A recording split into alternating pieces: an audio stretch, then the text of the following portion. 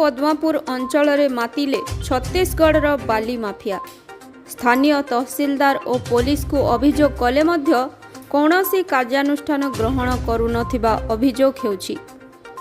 बरगड़ जिला पद्मपुर तहसील जगदलपुर थाना अंतर्गत लखमरा आरआई सर्किल रे थिबा संबलपुरी बालीघाटर लहंडीपुर अंचल छत्तीसगढ़ राज्य को डम्फर जोगे बेआईन भावे व्यापक मात्रा रे बाली चोरा चालाण हेउथिबा बेले स्थानीय प्रशासन जानी मध्य चुप बसिबा केते दूर यथार्थ। आश्चर्यर विषय जे लहंडीपुर बालीघाट को पद्मपुर तहसीलदार लीज रे देई सारिथिले मध्य ए पर्यंत सरकारी नियम अनुसार कौनसी लीज एग्रीमेंट होई नथिबा अभियोग होइछि।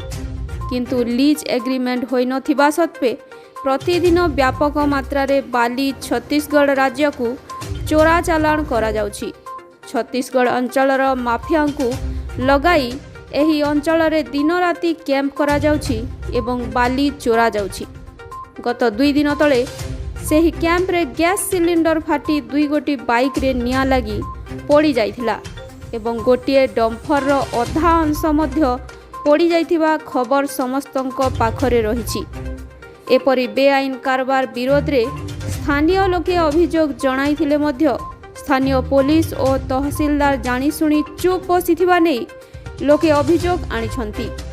तेबे राज्य सरकार पब्लिक ग्रीवांस पोर्टाल रे एही घटना उपरे दृष्टि देई कठोर कार्यानुष्ठान ग्रहण करबाकू स्थानीय लोके अभियोग करिछंती।